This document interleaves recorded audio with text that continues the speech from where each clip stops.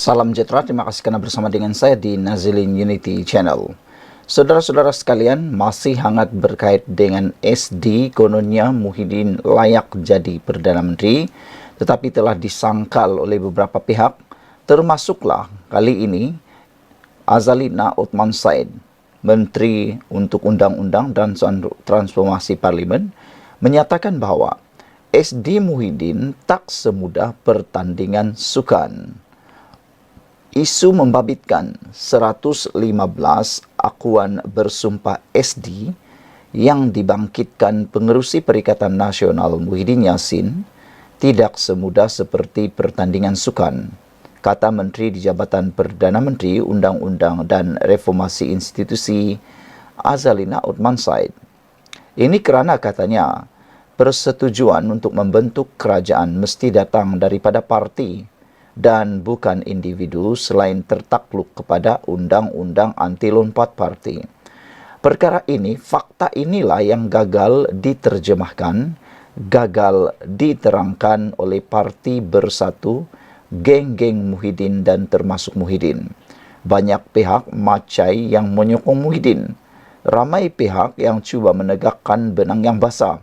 Tapi mereka lupa dua fakta utama ini, yaitu bagi membentuk kerajaan, sokongan mestilah datang daripada parti dan bukan secara individu.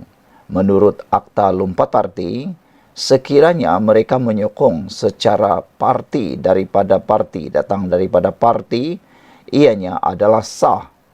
Tetapi, sekiranya ia datang secara individu, maka ianya telah melanggar Akta Anti Lompat Parti dan dianggap telah lompat parti.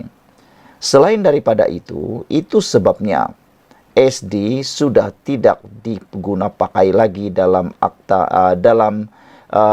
menentukan pembentukan kerajaan. Kerana pengalaman dalam langkah Sheraton yang begitu menyebabkan politik Malaysia jadi huru-hara, terumbang-ambing, telah pun mengajar Malaysia untuk lebih berhati-hati.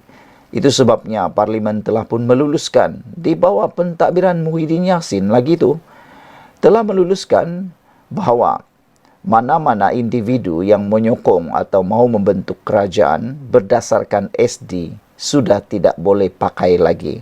SD sudah tak boleh pakai lagi kerana ianya telah ditetapkan dalam Undang-Undang Anti Lompat Parti.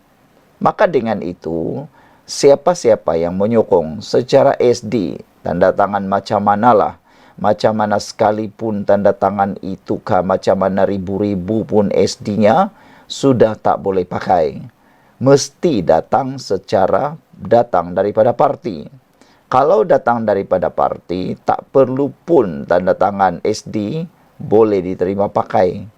Kalau SD, minta ampun, minta maaf, ianya tidak boleh digunakan pakai.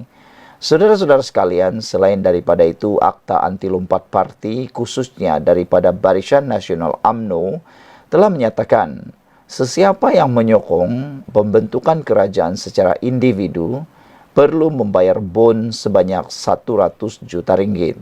Jadi, 10 ahli parlimen daripada Barisan Nasional UMNO yang cuba-cuba nak menjadi pengkhianat, menyokong pembentukan kerajaan secara individu atau solo, kalau kedapatan dan telah melanggar Akta Anti Lompat Parti, sah bakal dikenakan denda 100 juta ringgit kerana langgar peraturan yang dibuat oleh UMNO BN. Dan jangan lupa, mereka telah pun menandatangani borang akur janji yang mana mereka perlu membayar denda tersebut. Dan buktinya pula sangat tepat dengan adanya saksi sehingga ada pesuruhjaya sumpah dan yang hebatnya ada rakaman video. Nampaknya UMNO telah pun belajar sesuatu daripada pengkhianat yang telah mengkhianati UMNO sebelum ini. Menurut Azalina lagi, dalam perkara ini, kalau daripada mula dia tak ada bilangan lebih daripada parti politik lain. Kedua, yang di Pertuan Agong masa itu dah titahkan supaya perkiraan ataupun parti dengan parti bersetuju. Katanya pada sidang media di PWTC Kuala Lumpur, sempena Perhimpunan Agung UMNO. Azalina menambah, selepas parti bersetuju, mereka kemudiannya terikat kepada perjanjian gabungan selepas pilihan raya. Azalina merujuk catatan yang dibuat di laman X semalam, di mana dia berkata budi bicara yang di Pertuan Agong terdahulu tidak boleh dipertikaikan. Menteri berkenaan menyebut mengenai perkara 43 dalam kurungan 2 kurungan E Perlembagaan Persekutuan yang menyatakan bahawa yang di Pertuan Agong mempunyai kuasa untuk melantik seorang Perdana Menteri yang berkemungkinan mendapat kepercayaan majoriti di Dewan Rakyat. Semalam Muhyiddin menyerahkan kepada polis 115 SD termasuk daripada dirinya sendiri sebagai bukti mendapat sokongan untuk dilantik sebagai Perdana Menteri selepas pilihan raya umum ke-15.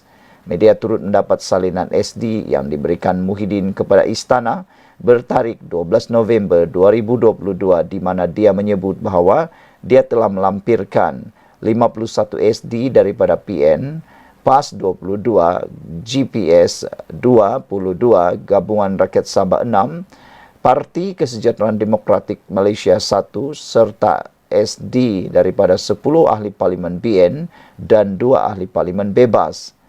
Zahid pada masa itu berbalah pendapat dengan ahli parlimen BN mengenai sokongan terhadap Anwar Ibrahim.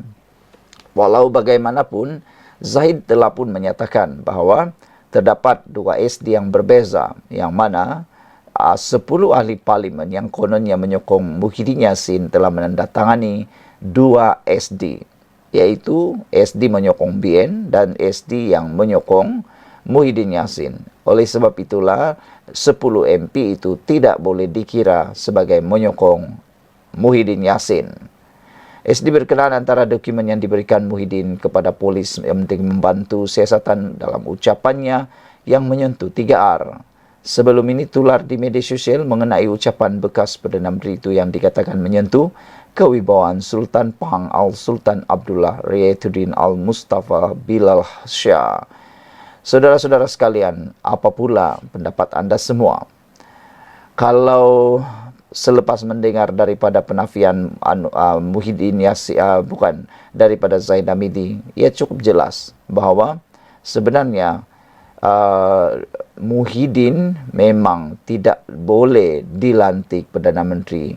Bersyukurlah kita, kata netizen, kena kebijaksanaan daripada Ketua Duli Yang Maha Mulia di Pertuan Agong ketika itu telah menyebabkan negara ini kini telah pun stabil.